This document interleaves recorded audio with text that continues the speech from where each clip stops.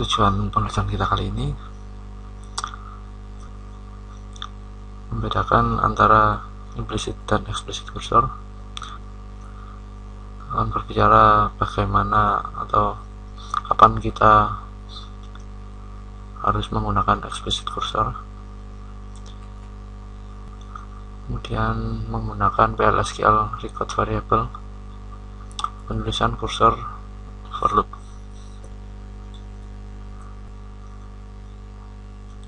Setiap SQL statement dieksekusi oleh SQL server, oleh Oracle server yang mempunyai individual cursor yang sudah mengasosiasi mereka. Untuk implicit cursor digunakan untuk semua DML dan PLSQL select statement. Untuk explicit cursor declare and dinamai dengan oleh programmer sendiri. Jadi untuk explicit cursor kita bisa membuat dan memberi nama sesuai kesukaan kita.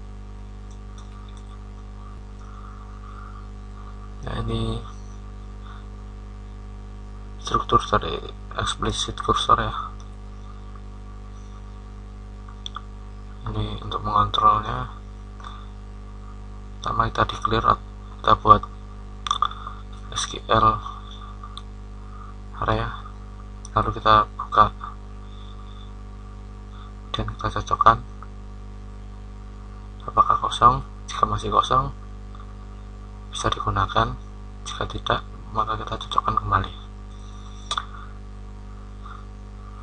Controlling explicit cursor, yang pertama open cursor, kita buka dulu kursornya,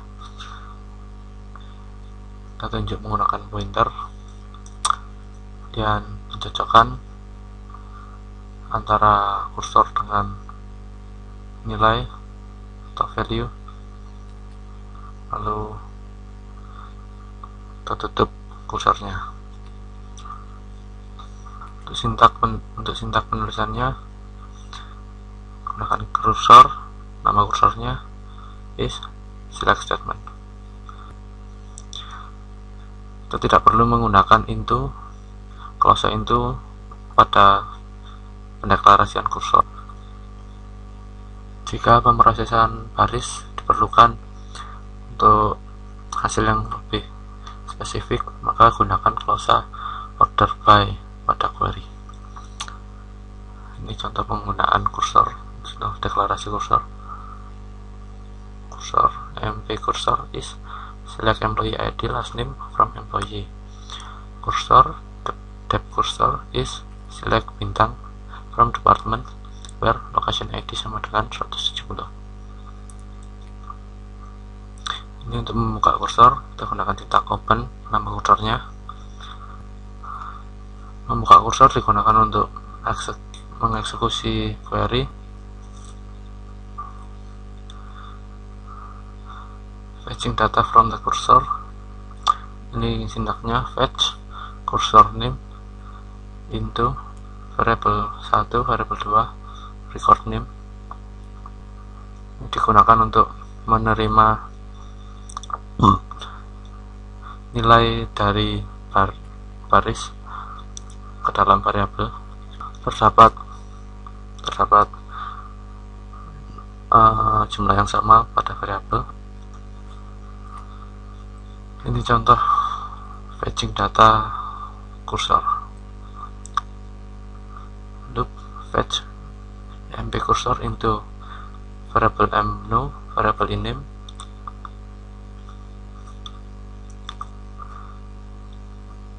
Menutup kursor, untuk menutup kursor kita gunakan sintak close, nama kursornya. Close kursor setelah tutup kursor setelah menyelesaikan pemrosesan pada baris itu. Agar bisa dibuka kembali maka tutup kursor tersebut. Jika kursor telah ditutup maka kursor tersebut tidak bisa digunakan untuk mencocokkan data. Explicit cursor attribute, ini atribut yang digunakan saat untuk pada kursor. Ada is open, not found, found, recount, is open digunakan untuk memastikan apakah kursor tersebut terbuka atau tidak. Not found digunakan untuk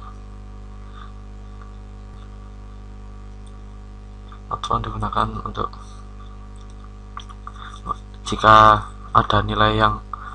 tidak ada nilai yang dikembalikan, maka not found akan bernilai true, sedangkan found akan bernilai benar jika ada nilai yang dikembalikan. Sedangkan recount digunakan untuk menghitung jumlah baris.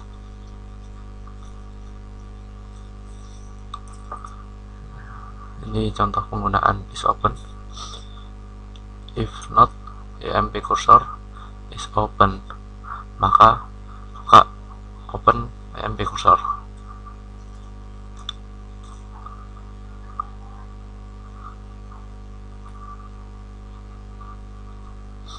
Ini not found dan recount atribut. Contoh penggunaannya,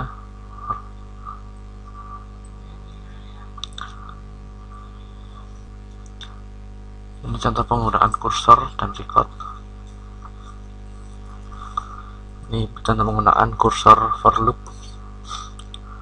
For nama recordnya, in nama kursornya, loop statementnya, kemudian ditutup dengan loop.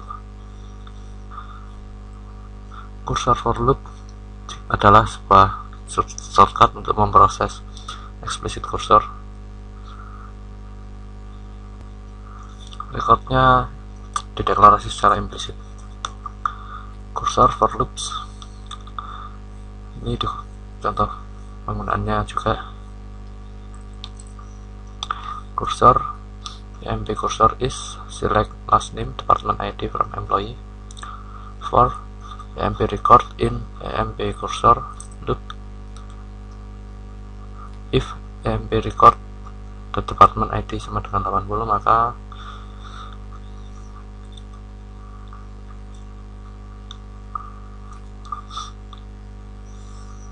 ini contoh penggunaan kursor for loop yang menggunakan subquery.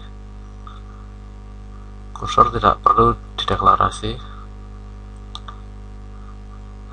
jadi kursornya nanti langsung mengambil dari subquery. Contohnya for emp record in select last name department ID from employee loops, seperti itu. Oke, ini summary-nya dari pengajaran kita kali ini. Terima kasih.